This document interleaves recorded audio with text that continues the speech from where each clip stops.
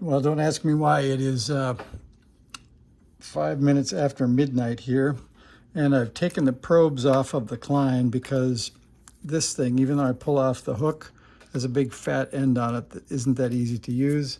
So we're going to put those aside. I've got another pair here that have a nice plug on one end and almost needle point on this end.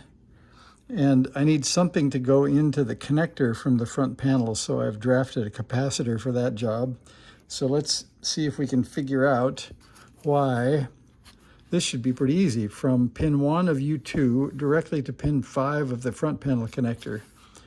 That should work, but at least when I tried it on the end of the, on the RF board, right at the filter, there was no voltage there.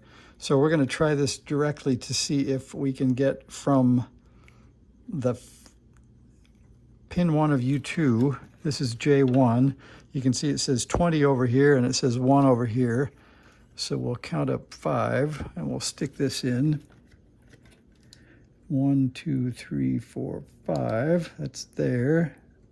4, 3, 2, 1, that's good. And then we'll put it on ohms and we'll touch them together. And we get a signal, and then we go up to U2 pin 1, and this should just be a trace. But there's nothing here. So I don't know if anybody of you have ever taken the front panel off. I'm not sure what I'm in for yet.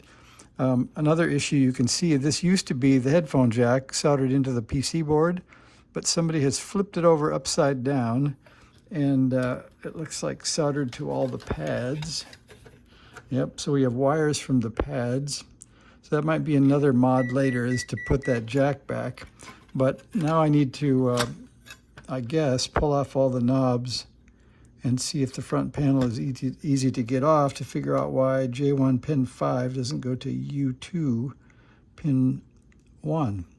So that'll be a quick installment this time. It's time for our front panel teardown. So if you've done it, give me some tips, and if you haven't, then come along and I'll tell you what I'm doing next time. See ya.